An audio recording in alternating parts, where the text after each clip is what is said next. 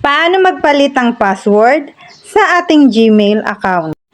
Dahil may ibang nakapag-login at may ibang nakaalam ng password ng iyong Gmail kaya gusto mong palitan.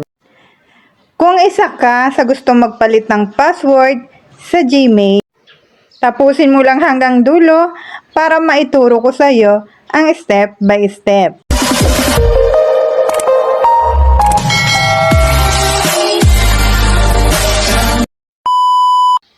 Sa iyong cellphone, open mo ang Google account. Then dito sa side, sa taas, itap mo yan. Tapos itong switch account, piliin mo ang Gmail na gusto mong palitan ng password. Pipili ako ng isang Gmail ko. Halimbawa ito. Itap mo ulit dito sa side, sa taas. Itap ang manage your Google account. Tapos hanapin mo ang Google password. Then itap ang password. Lalabas din dyan, makikita mo na may nakalagay na ganito. Yan. Last change.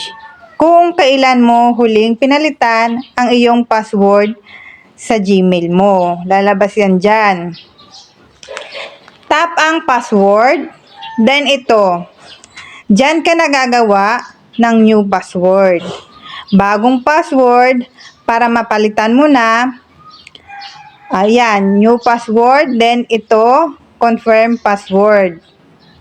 Tapos dito sa ibaba, change password. Ganun lang kadali magpalit ng password sa ating Gmail account. Sana nasundan mo ang aking step by step na itinuro dito sa topic na ito. At kung ako ay nakatulong sa iyo, baka naman makahingi ng isang likes, isang share, para makatulong tayo sa iba pang nagtatanong kung paano magpalit ng password sa ating Gmail account. At kung hindi ka pa naka-follow sa aking account, i-click mo lang ang follow button para updated ka sa susunod ko pang tutorial.